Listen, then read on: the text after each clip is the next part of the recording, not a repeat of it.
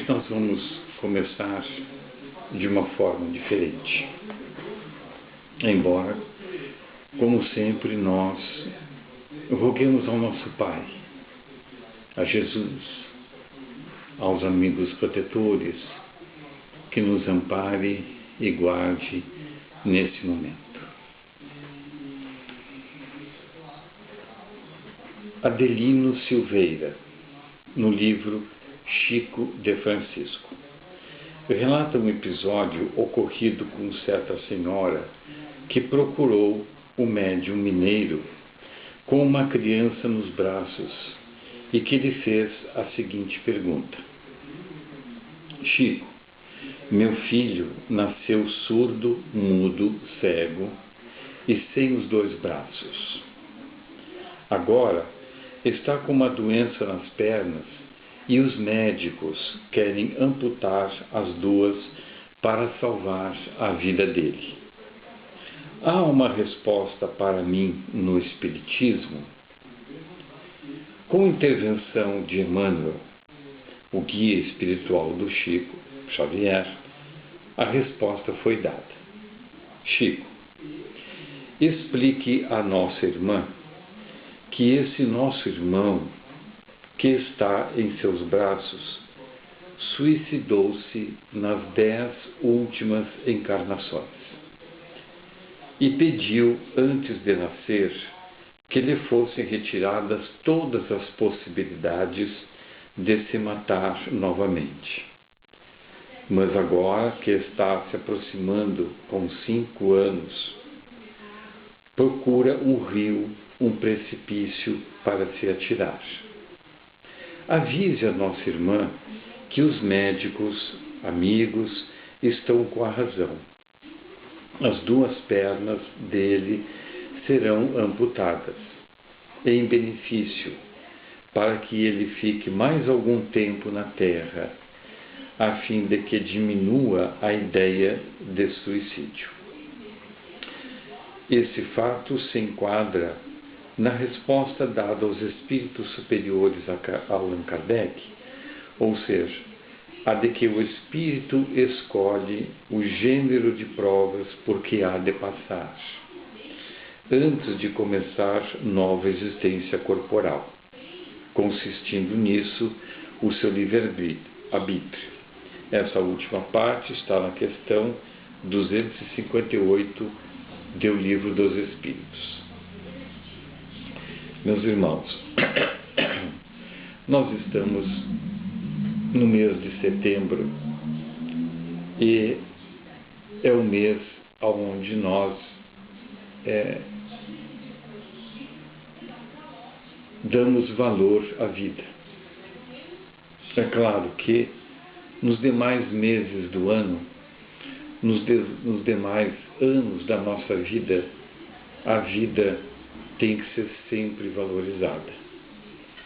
Então não é porque elegeram apenas o mês de setembro para que a vida fosse celebrada ou que fosse um mês que se lutasse contra os suicídios.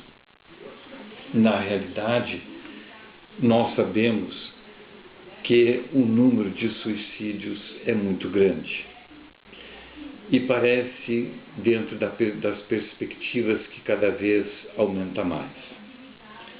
O estado do Rio Grande do Sul, no Brasil, é o primeiro estado em número de suicídios. É incrível se nós fizermos o cálculo. Vamos tentar me explicar um pouquinho para os irmãos como se é esse cálculo. São 10,2 suicídios a cada grupo de 100 mil pessoas. O estado do Rio Grande do Sul tem 11 milhões e 290 mil habitantes, cerca de. Se nós pegarmos esse valor e dividirmos por 100 mil, nós teremos um número de grupo de pessoas que constitui cada um desses 100 mil. Se nós pegarmos o valor obtido e multiplicarmos por 10,2, que é o índice, isso vai nos dar 1.500 pessoas. Dá um pouco mais de 1.500 pessoas. 1.500 suicídios por ano. Se nós dividirmos isto por 12 meses, nós vamos ver que dá mais de um suicídio, mais de 10 suicídios por mês. Então, é um número extraordinário. E isso deve-se a muito fato da situação no mundo que nós estamos vivendo hoje, nesse período de transição, mas não é somente por isso que nós temos que sempre celebrar a vida. Em qualquer época da humanidade, os suicídios, sejam eles diretos ou indiretos, sempre ocorreram. Obviamente que, como a população há algum tempo atrás era menor, o número também era menor. E não havia tanta tecnologia, tanta falta de tempo como nós temos hoje. E, de certo, naquelas épocas anteriores, as razões de um suicídio talvez fossem bem diferentes das razões de hoje. Então, meus irmãos, nós vamos falar sobre essa questão do suicídio. Para lembrarmos aos irmãos de que uma situação semelhante a esta que lemos no início, ela não se repita para milhares de espíritos que têm a oportunidade de reencarnar e que já foram suicidas em alguma época atrás, mas que hoje trazem no corpo mazelas capazes de lhes impedir de se suicidar. É a questão que nós vimos. Esta criança que nasceu com uma problemática nos 2 braços, foi amputado os 2 braços, nasceu surdo, mudo, cego, quer dizer, todas as sensações, todos os sentidos, tudo aquilo que nós temos de normal, esta criança não tinha. E ainda, ao longo da história, a gente vê de que as pernas, de um tempo para adiante, começaram a apresentar a mesma doença que apresentou os seus braços e que foram amputados. E agora as pernas também foram amputadas.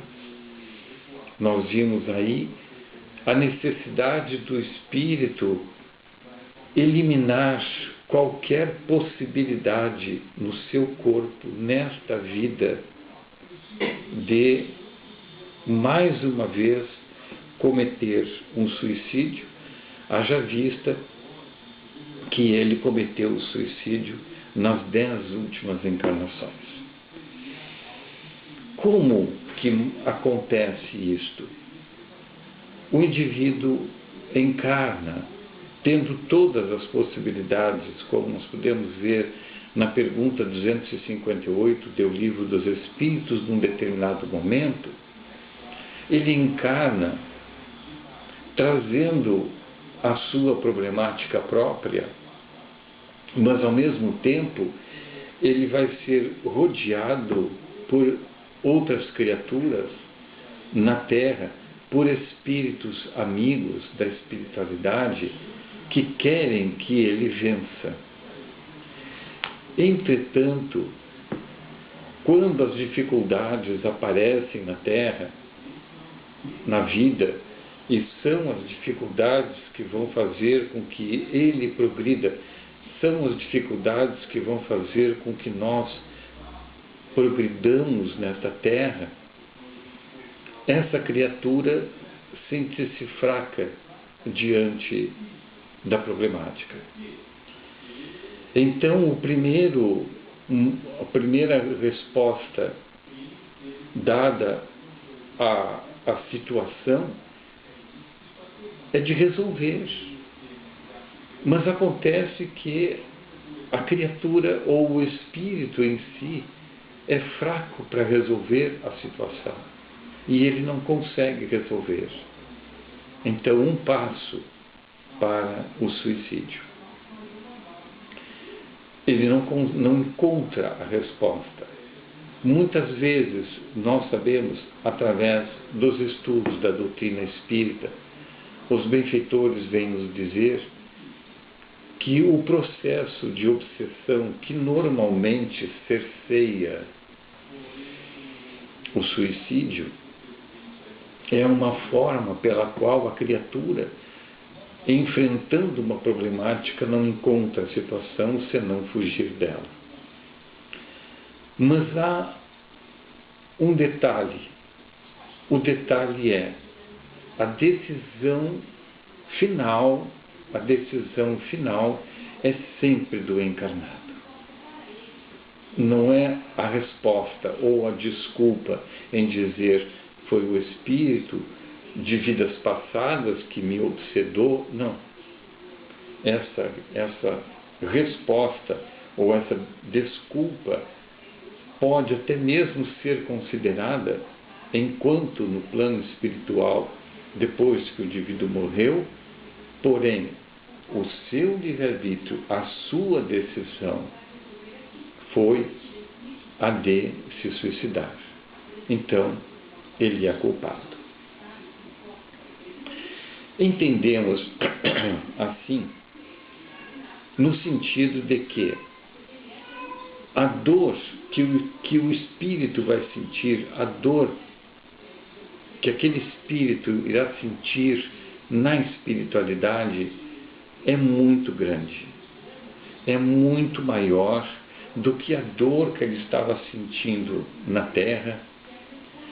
A problemática que ele teria que resolver na Terra não foi resolvida, ele não vai encontrar resultado no plano espiritual, ele não vai encontrar as respostas e vai sofrer, pelo menos ele vai sofrer no Vale dos Suicidas o tempo que ele deveria de passar na Terra, supondo que uma programação de sua encarnação seja de 80 anos, a média do Brasil, e ele se suicida aos 30 anos.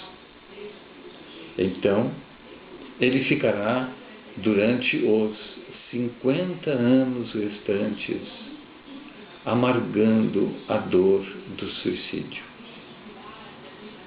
É claro que nós temos que ter a compreensão da misericórdia divina. Nenhuma dessas almas vai ficar desamparada. Mas é necessário que ele viva essa situação difícil para dar o valor à sua vida.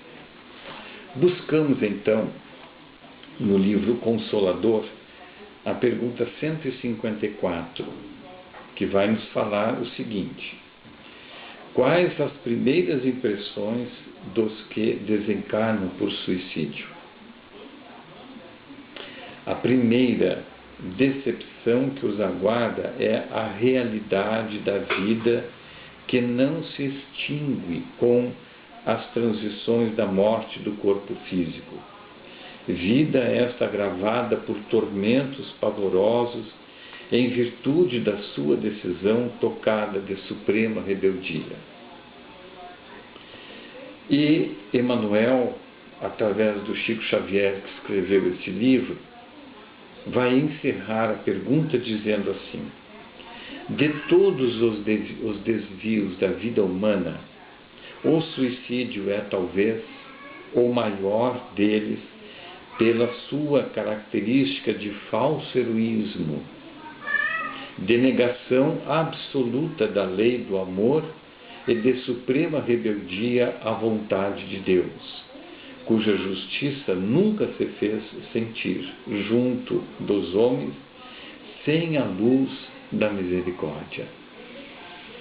Então vejam, a primeira situação que o espírito que desencarna utilizando o suicídio como porta de desencarne é a decepção, porque há duas situações que ele não acredita na vida. É que há a imortalidade da alma e que há a reencarnação. Enquanto a imortalidade da alma, ele vai sofrer essa decepção que o Emmanuel nos coloca no livro. A realidade da vida não se distingue com a transição do corpo físico.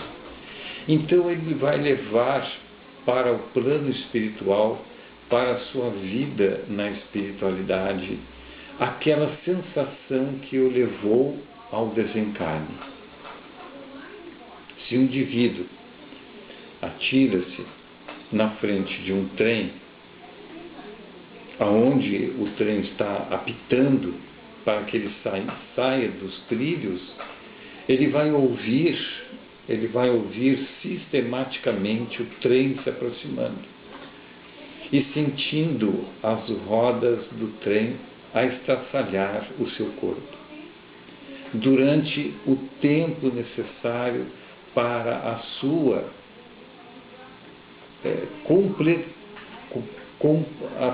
o seu tempo de complementação da vida que ele programou para a Terra. Ele vai viver isto. Então ele vai não ter resolvido o seu problema na Terra, como vai ampliar a sua problemática no campo espiritual. E ainda Emmanuel diz, isto não é um heroísmo. Como muitas vezes nós pensamos, o indivíduo tem a coragem de se matar. Não. Ele demonstra coragem se ele for enfrentar o problema, se ele for resolver aquele problema, porque se aquela situação difícil, se aquele problema se lhe apresentou na vida, é porque ele tem capacidade de resolver.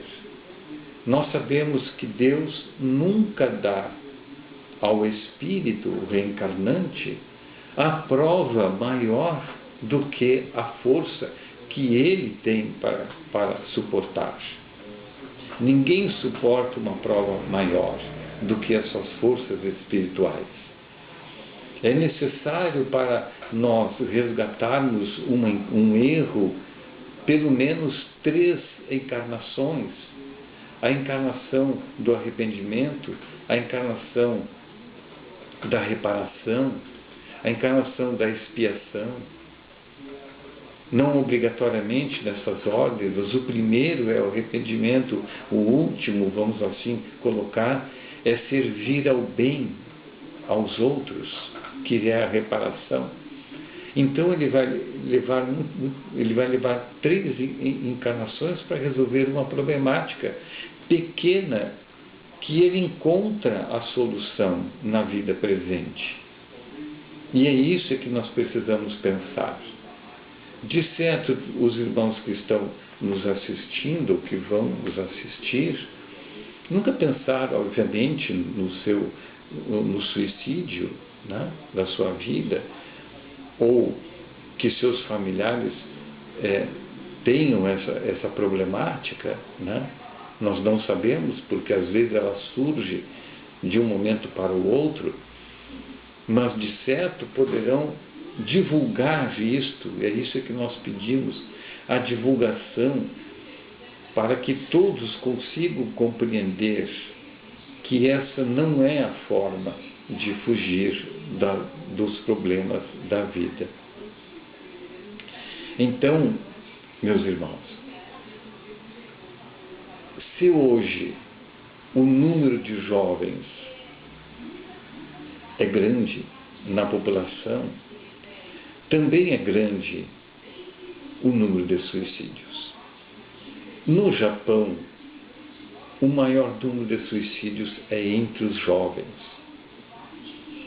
porque há uma exigência muito grande da vida deles, para eles próprios, para crescerem, para se desenvolverem.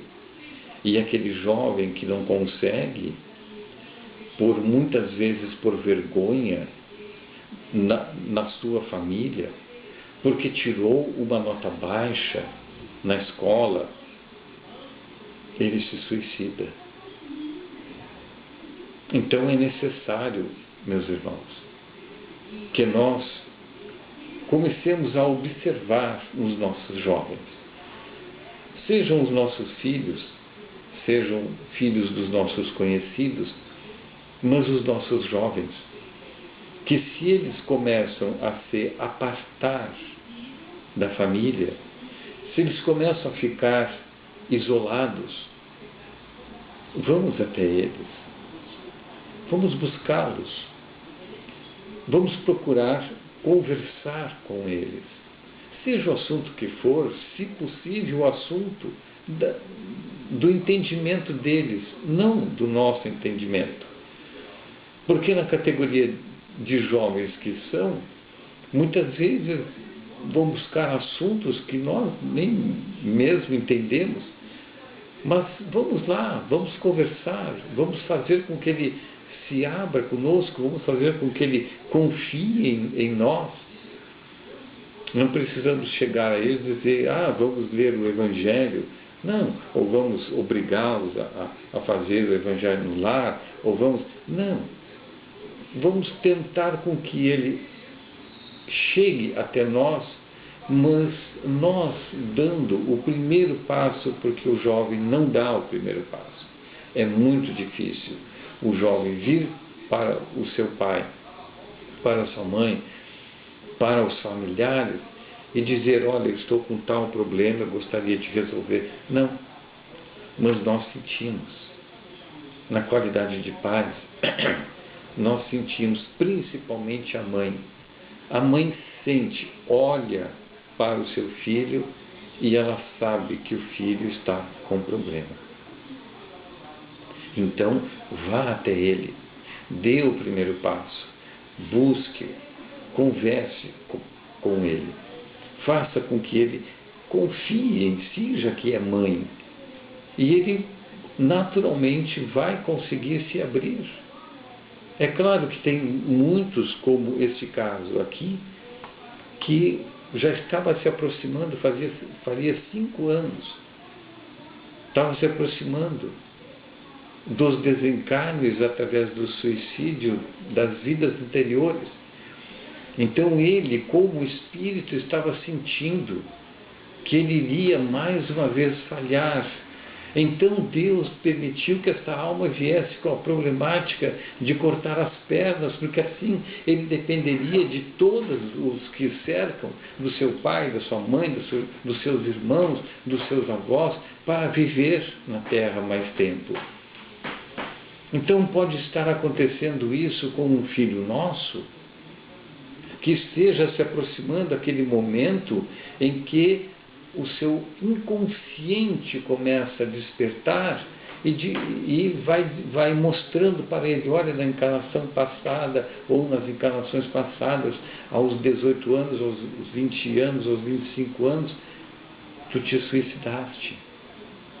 Isso vai ser um chamamento, uma possibilidade de chamamento. Então a misericórdia divina coloca quem? Os seus familiares próximos, amigos também, para que ele sinta que aqui é a vida e que todos os problemas da vida possuem uma solução através das condições mais extraordinárias que existem. E buscamos também no livro Céu e Inferno, a segunda parte do Céu e Inferno, o capítulo 5 da segunda parte sobre os suicidas. Há alguns casos ali, né? E aí nós vamos ver uma outra situação. É um espírito chamado suicida da Samaritana. Houve a evocação desse espírito, obviamente com o auxílio do plano espiritual. Muitas dessas encarnações são auxiliadas pelo plano espiritual. E os espíritos protetores, no caso São Luís, alguns são amparados por São Luís, ou as suas encarnações são explicadas, as suas situações do plano espiritual são explicadas por São Luís, e neste caso também. E aí nós vamos ver que o espírito do suicida da Samaritana vai nos dizer assim. Kardec pergunta: que reflexões vos ocorreram ao sentirdes a extinção da vida? A extinção da vida. No nosso entendimento, a vida se extinguiria e pronto. Numa morte natural, o espírito partiria sem o fluido vital, alçaria o seu voo na espiritualidade e a vida da matéria, né, do corpo que fica na matéria, fica no planeta, se extinguiria, iria servir a outras funções. E o espírito da Samaritana responde: não refleti, senti, mas a vida não se me extinguiu. Minha alma está ligada ao corpo. Sinto os vermes a me corroerem. Então, o espírito fica preso ao corpo. Porque no momento em que nós reencarnamos e vamos crescendo, nos desenvolvendo e vamos envelhecendo, nós vamos gastando o fluido vital. O fluido vital é aquele fluido que mantém as células do nosso corpo agregadas.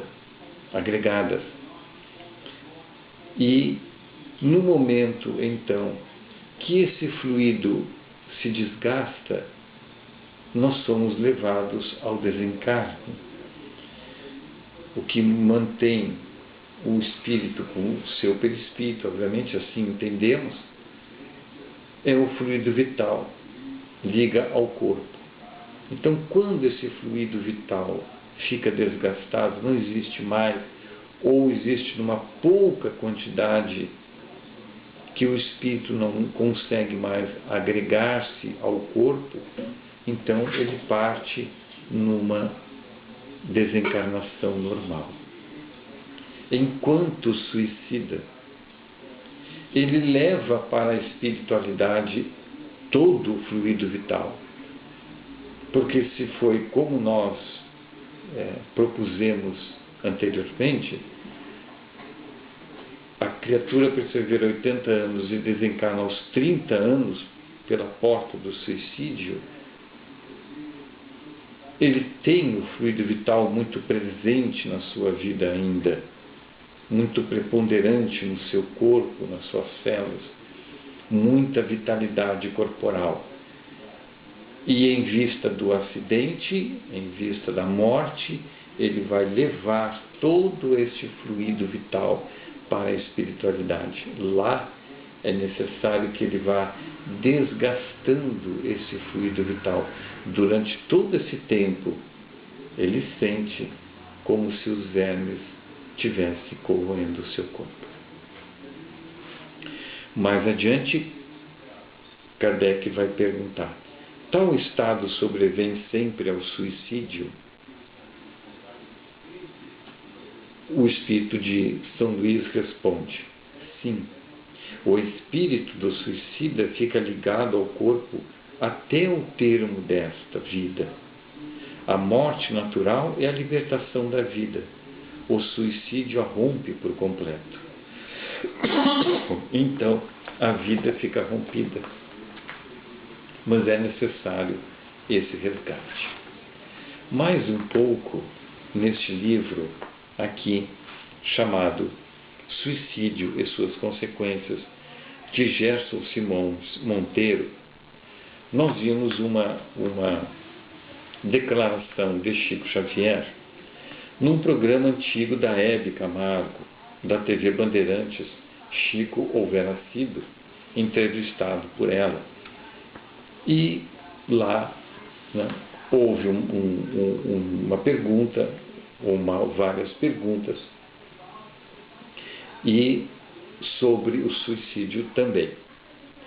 Ao que Emmanuel, no auxílio a Chico Xavier, vai responder assim, dando uma relação do que a pessoa terá na próxima encarnação.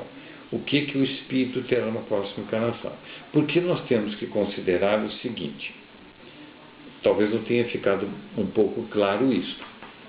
Passado o tempo em que o espírito encontra-se naquela situação, no chamado Vale dos Suicidas, ele é de lá retirado, amparado pela espiritualidade, pelos amigos que oram por eles, amigos espirituais que ficaram no plano espiritual e que apostavam a sua vida na Terra. Então agora eles o estão amparando pela misericórdia divina no plano espiritual. Mas há um momento em que esse espírito precisa reencarnar. Então, na sua reencarnação, ele vai programar, com o auxílio dos programadores espirituais, ele vai programar a sua próxima encarnação. Só que ele tem essa dívida com a lei divina. É necessário que ele resgate na matéria, ou que ele traga na matéria, alguma forma de resgatar o erro cometido na encarnação anterior. E é isto que Chico vai explicar aqui, nesse programa da Hebe Camargo. Ele vai dizer assim: se uma pessoa espatifou o crânio e o projétil atingiu o centro da fala, ela volta com a mudez. Se atingiu apenas o centro da visão, volta cega. Mas se atingiu determinadas regiões mais complexas do cérebro, vem em plena idiotia. E aí os centros fisiológicos não funcionam.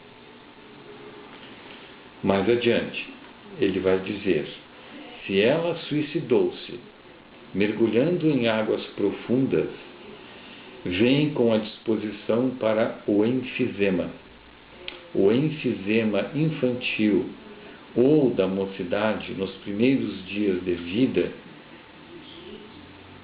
se ela se enforcou, vem com a paraplegia, depois de uma simples queda, que toda criança cai. Então, quando o processo é de enforcamento, a vértebra que foi deslocada vem com mais fraqueza.